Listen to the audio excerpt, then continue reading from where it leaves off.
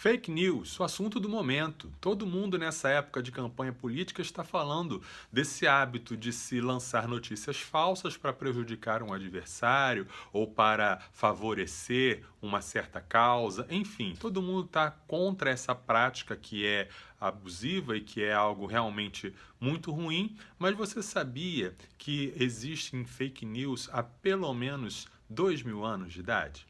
Sejam bem-vindos ao canal Somos Um Universitários Missionários, e eu queria ler com você o Evangelho de Mateus, capítulo 28, que diz assim, a partir do versículo 11. Enquanto elas iam, alguns da guarda foram à cidade e contaram aos principais sacerdotes tudo o que havia acontecido. E reunidos com os líderes religiosos, concordaram que dariam muito dinheiro aos soldados, ordenando-lhes que dissessem: os discípulos dele vieram de noite e levaram o corpo enquanto dormíamos. E se isso chegar aos ouvidos do governador, nós o convenceremos e vos livraremos de problemas. Então eles, tendo recebido o dinheiro, fizeram conforme instruídos. E essa história tem sido divulgada entre os judeus até o dia de hoje. Um caso típico de fake news, não é mesmo? As autoridades religiosas, os líderes judaicos, sentiram a necessidade de criar esse boato, criar uma versão alternativa da história. Jesus tinha acabado de ressuscitar, mas eles não poderiam aceitar as consequências desse fato. Se eles aceitassem, admitissem que Jesus tinha de fato ressuscitado, todo o sistema de vida deles mudaria, todo o poder político deles ruiria, todo o estilo de vida deles ia por água abaixo. Por quê? Porque aquele homem que eles condenaram como um blasfemador, como um herege, aquele homem que eles condenaram por se dizer ser igual a Deus, ele foi ressuscitado. Então ele deu provas de que ele era realmente quem ele dizia que era. Deus provou e vindicou a inocência de Jesus. Então por isso eles criaram essa fake news, criaram esse boato de que na verdade os discípulos é que roubaram o corpo e que tudo foi uma grande fraude. Ainda hoje, muita gente acredita nessa fake news, de que Jesus não ressuscitou. E por quê? Da mesma forma que os líderes judeus.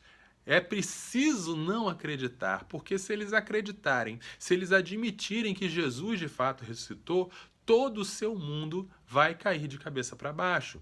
Eles não vão mais poder dizer: eu admiro Jesus como um grande mestre, mas não aceito essas teses sobrenaturais sobre ele. Eles não vão poder mais dizer: olha, a sua fé funciona para você, mas você não pode querer que eu tenha a mesma fé. Cada um tem o seu caminho. Se Jesus ressuscitou, tudo muda. Se Jesus ressuscitou, ele é quem ele diz ser. Se Jesus ressuscitou, ele é Deus que se revelou a nós. Então nós temos que adorá-lo, servi-lo ou arcar com as consequências. Por isso, as pessoas rejeitam a historicidade da ressurreição de Jesus. Agora, nós, como cristãos, temos que ter muito claro diante de nós que o fato histórico, objetivo da ressurreição de Jesus é a pedra fundamental da nossa fé. Sem isso, tudo cai.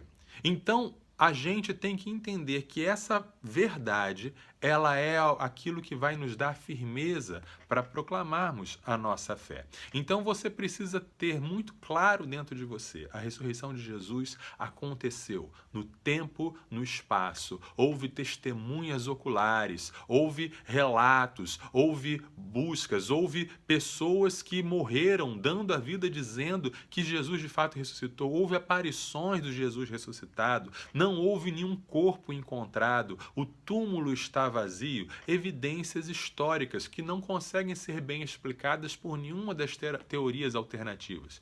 A fake news dos líderes judeus não se sustenta.